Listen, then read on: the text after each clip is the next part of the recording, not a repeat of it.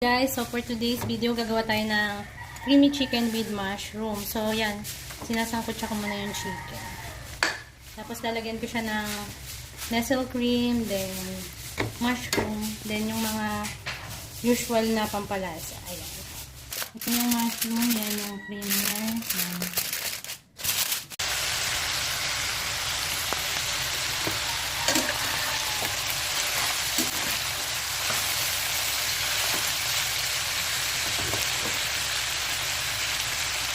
Ayan mga mams, nilipat ko siya ng kawali kasi sobrang laki.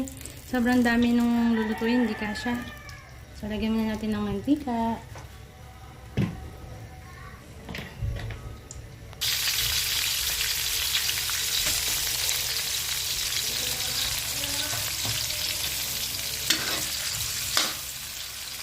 Ayan, anuhin lang natin yung bawang at sibuyas. Actually, pa-chamba-chamba ko lang itong mga mamita. Nakapagluto na ako nito noon. Masarap. So, inulit ko ngayon. Halos 2 kilo itong lutuin nito. Nilagyan ko na siya ng paminta. Tapos ganyan. Mamaya nalagay ko na dito yung cream. Pinapatulos-toast ko lang ng konti.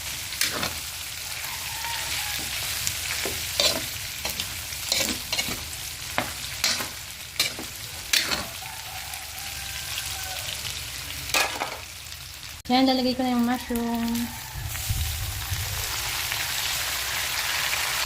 Ayan, sunod na natin yung yan. Ayan, creamer ng creamer. Ayan, 2 pack na yan. So, para ma-creamy siya. Ayan mga moms, nalagay ko na lahat yung creamer. So, 2 pack siya ng creamer na tag, ano ba to? Tag 250 ml. So, yan. Lahat yan creamer. So, creamy talaga siya. Ayan. Sana masarap. Hindi ko pa tinikman.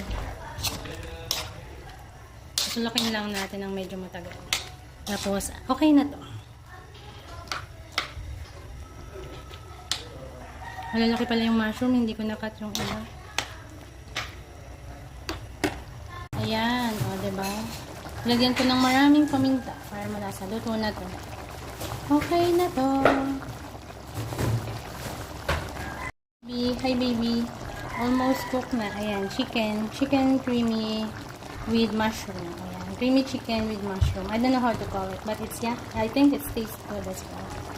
We together, love you.